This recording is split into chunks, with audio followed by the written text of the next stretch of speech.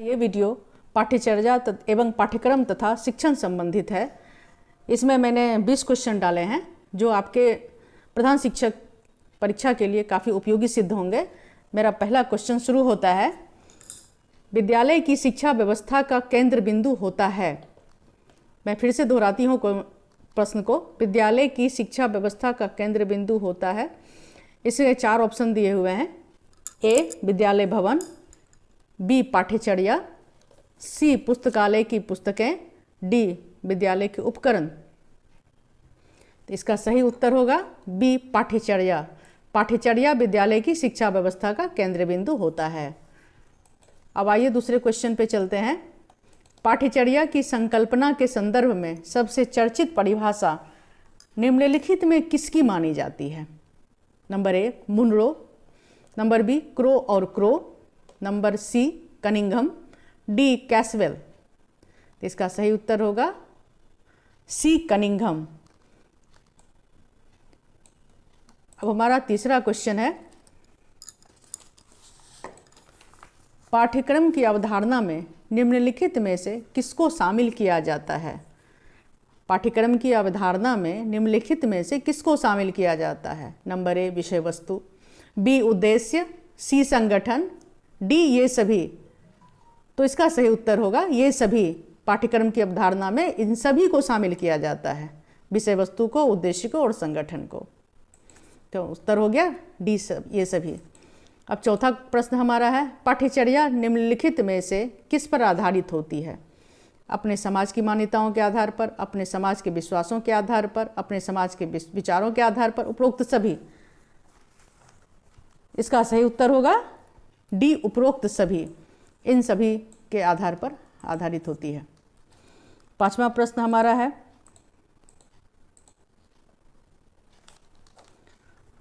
पाठ्यचर्या का निर्धारण किस आधार पर किया जाता है? पाठ्यचर्या का निर्धारण किस आधार पर किया जाता है? दार्शनिक आधार पर, समाजशास्त्रीय आधार पर, मनोवैज्ञानिक आधार पर और ये सभी। तो इसका भी सही उत्तर होगा डी ये सभी। दार्शनिक आधार, मनोवैज्ञानिक आधार और समाजशास्त्रीय आधार, इन सभी के आधार पर पाठ्यचर्या का निर्धारण किया जाता है। नंबर 6, किस पाठ्य की रचना आदर्शों, विचारों एवं शाश्वत मूल्यों के आधार पर होती है? पहला ऑप्शन आपके सामने है, ए प्रकृतिवाद, बी प्रयोजनवाद, सी आदर्शवाद, डी यथार्थवाद। तो इसका सही उत्तर होगा सी आदर्शवाद। अब हमारा 7वां प्रश्न है, पाठ्यचर्या के दार्शनिक आधारों में निम्नलिखित में से कौन एक सम्मिलित है? मैं फिर से प्रश्न दोहराती हूँ, पाठ्यचर्या के दार्शनिक आधारों में निम्नलिखित में से कौन एक सम्मिलित है? नंबर 1 प्रकृतिवाद, 2 आदर्शवाद, 3 प्रयोजनवाद, 4 यथार्थवाद। तो इसका सही उत्तर होगा डी 1, 2, 3, 4। प्रकृतिवाद, आदर्शवाद, प्रयोजनवाद और यथार्थवाद, ये सभी सम्मिलित होते हैं। अब प्रश्न हमारा अगला प्रश्न है 8वां नंबर। ये प्रश्न है, किस पाठ्यचर्या में वैज्ञानिक विषयों को प्रमुख तथा मानवीय विषयों को गौण स्थान दिया जाता है? किस पाठ्यचर्या में वैज्ञानिक विषयों को प्रमुख तथा मानवीय विषयों को गौण स्थान दिया जाता है? तो इसका सही उत्तर होगा ए प्रकृतिवादी पाठ्यचर्या में। अब हमारा 9वां प्रश्न है, प्रयोजनवादी पाठ्यचर्या में कौन एक प्रमुख विषय के रूप में शामिल नहीं होता है? प्रयोजनवादी पाठ्यचर्या में कौन एक प्रमुख विषय के रूप में शामिल नहीं होता है? स्वास्थ्य विज्ञान, शारीरिक विज्ञान, कला, गृह विज्ञान। तो कला, इसका उत्तर होगा बी कला। अब हमारा 10वां प्रश्न है, किस शिक्षा का प्रमुख उद्देश्य सुखी एवं वास्तविक जीवन की तैयारी हेतु ज्ञानेंद्रियों का विकास एवं प्रशिक्षण करना है? बालकों को प्रकृति एवं सामाजिक वातावरण से परिचित कराकर उसे व्यावसायिक कुशलता प्रदान करना है। मैं फिर से एक बार प्रश्न दोहरा देती हूँ, किस शिक्षा का प्रमुख उद्देश्य सुखी एवं वास्तविक जीवन की तैयारी हेतु ज्ञानेंद्रियों का विकास एवं प्रशिक्षण करना है? बालकों को प्रकृति एवं सामाजिक वातावरण से परिचित कराकर उसे व्यावसायिक कुशलता प्रदान करना है। इसके 4 ऑप्शन दिए हुए हैं। पहला है प्रकृतिवादी शिक्षा, दूसरा है यथार्थवादी शिक्षा, सी प्रयोजनवादी शिक्षा और डी आदर्शवादी शिक्षा। तो इसका 10 नंबर का इसका सही आंसर होगा बी यथार्थवादी शिक्षा, यथार्थवादी शिक्षा। अब हमारा 11वां प्रश्न है, किस विचारधारा के अंतर्गत वैज्ञानिक विषयों की अपेक्षा मानवीय अध्ययनों पर विशेष बल दिया जाता है? पहला ऑप्शन हमारा है अस्तित्ववादी, बी प्रकृतिवादी, सी यथार्थवादी, डी प्रयोजनवादी। तो इसका सही उत्तर होगा हमारा ए अस्तित्ववादी। अस्तित्ववादी विचारधारा के अंतर्गत वैज्ञानिक विषयों की अपेक्षा मानवीय अध्ययनों पर विशेष बल देते हैं। अब हमारा अगला क्वेश्चन नंबर 12 में हमारा प्रश्न है, निम्नलिखित में से किस विद्वान ने एक नवीन सामान्य सामाजिक विज्ञान समाजशास्त्र को जन्म देकर शिक्षा में समाजशास्त्रीय प्रकृति को पूर्ण बना देने की सुदृढ़ आधारशिला रखी? इसमें 4 ऑप्शंस हैं। हमारा पहला ऑप्शन है ए मुनरो, बी रस्क, सी ऑगस्ट काम्टे, डी लुमले। तो इसका सही उत्तर हो जाएगा सी ऑगस्ट काम्टे। इसका सही उत्तर हो गया, इसका सही उत्तर ऑगस्ट काम्टे होगा। अब हमारा अगला प्रश्न 13 नंबर आपके सामने है, निम्नलिखित में से एक कौन पाठ्यचर्या के समाजशास्त्रीय आधार से संबंधित हैं? निम्नलिखित में से एक कौन पाठ्यचर्या के समाजशास्त्रीय आधार से संबंधित हैं? आपके ऑप्शन हैं ए सामाजिक स्थिति, बी परिवार, सी समाज की प्रकृति, डी ये सभी। तो इसके उत्तर होंगे, सही उत्तर डी ये सभी हैं। सामाजिक स्थिति, परिवार, समाज की प्रकृति, ये सारे पाठ्यचर्या के समाजशास्त्रीय आधार से संबंधित हैं। 14वां नंबर प्रश्न है हमारा, शिक्षा में मनोवैज्ञानिक प्रकृति से तात्पर्य। शिक्षा में मनोवैज्ञानिक प्रकृति से तात्पर्य क्या है? इसके 4 ऑप्शन हैं। ए नंबर में शिक्षा को मनोविज्ञान पर आधारित होने से है, बी शिक्षक को मनोविज्ञान पर आधारित होने से है, विद्यार्थी को मनोविज्ञान पर आधारित होने से है, डी समाज को मनोविज्ञान पर आधारित होने से है।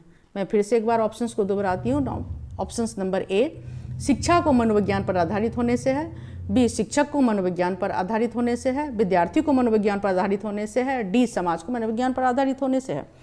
तो इसके सही उत्तर होंगे ए शिक्षा को मनोविज्ञान पर आधारित होने से है। अब 15 नंबर क्वेश्चन हमारे सामने है, निम्नलिखित में से कौन मनोविज्ञान से संबंधित है? निम्नलिखित में से कौन मनोविज्ञान से संबंधित है? आपके सामने 4 ऑप्शंस हैं। पहला है Auguste Comte, number 2 Bruner, 3 Kohler, 4 Skinner. इसका सही आंसर है डी मतलब 2, 3, 4 ब्रूनर, कोहलर एंड स्किनर, ये तीनों मनोविज्ञान से संबंधित हैं। अब हमारा प्रश्न 16वां प्रश्न है, निम्नलिखित में से कौन एक मनोवैज्ञानिक तत्व नहीं है? मनोवैज्ञानिक तत्व नहीं है। Number A options number A धार्मिक संगठन, बी अभिवृत्ति, सी आकांक्षा, डी अभिरुचि। तो मनोवैज्ञानिक तत्व, इसका सही आंसर है धार्मिक संगठन। धार्मिक संगठन मनोवैज्ञानिक तत्व नहीं है, बाकी सभी मनोवैज्ञानिक तत्व हैं। अब हमारा 17वां प्रश्न है, बालकों में अंतर्निहित शक्तियों का विकास करने हेतु क्या करना चाहिए? पहला ऑप्शन है हमारा बालक के व्यवहार का अध्ययन करना चाहिए, बी बालक की रुचियों का अध्ययन करना चाहिए, सी बालक के व्यवहार का अध्ययन कर उसकी मूल प्रवृत्तियों के अनुसार शिक्षा दी जानी चाहिए, डी बालक के व्यवहार में परिवर्तन लाना चाहिए। तो इसका सही आंसर होगा नंबर सी, बालक के व्यवहार का अध्ययन कर उसकी मूल प्रवृत्तियों के अनुसार शिक्षा दी जानी चाहिए। अब हमारा 18वां प्रश्न है, मनोविज्ञान की सहायता से शिक्षाविद पाठ्यचर्या का संगठन करते समय बालक के किन पक्षों को ध्यान में नहीं रखते हैं? आयु, नंबर ए, बी अभियोग्यता, सी मानसिक बौद्धिक स्तर, डी आर्थिक स्थिति। इसका सही उत्तर होगा डी आर्थिक स्थिति। अब हमारा 19वां प्रश्न, पाठ्यचर्या निर्माण में बालक के महत्व को किस विद्वान ने अपनी पुस्तक करिकुलम प्लानिंग में उल्लेख किया है? मैं एक बार फिर ये क्वेश्चन दोहराती हूँ। पाठ्यचर्या निर्माण में बालक के महत्व को किस विद्वान ने अपनी पुस्तक करिकुलम प्लानिंग में उल्लेख किया है? Number A Harold T Johnson, number B Edward A Krug, C Pestalozzi, D Froebel. इसका सही उत्तर होगा बी एडवर्ड ए क्रग। अब हमारा 20वां अंतिम प्रश्न है इस वीडियो का। निम्नलिखित में से किसके अनुसार पाठ्यचर्या के मनोवैज्ञानिक आधार? मनोविज्ञान के दो पक्ष हैं जो अधिगम प्रक्रिया को प्रभावित करते हैं तथा पाठ्यचर्या निर्माता को विद्यार्थी के व्यवहार के संबंध में बुद्धिमत्तापूर्ण निर्णय लेने में सहायता करते हैं। मैं एक बार फिर प्रश्न दोहराती हूँ। निम्नलिखित में से किसके अनुसार पाठ्यचर्या के मनोवैज्ञानिक आधार? मनोविज्ञान के दो पक्ष हैं जो अधिगम प्रक्रिया को प्रभावित करते हैं तथा पाठ्यचर्या निर्माता को विद्यार्थी के व्यवहार के संबंध में बुद्धिमत्तापूर्ण निर्णय लेने में सहायता करते हैं। आपके सामने 4 ऑप्शन है। Number A Cunningham, B Munro, C Harold T Johnson, D Valentine. इसका सही उत्तर होगा number C Harold T Johnson. धन्यवाद। अगर आपको अच्छा लगा मेरा ये वीडियो जो पाठ्यचर्या से और शिक्षण से संबंधित है, अगर अच्छा लगे तो सब्सक्राइब कर दीजिएगा। मैं अगली वीडियो में और भी आपके परीक्षा से संबंधित क्वेश्चन को और उत्तर को डालने का कोशिश करूंगी। धन्यवाद।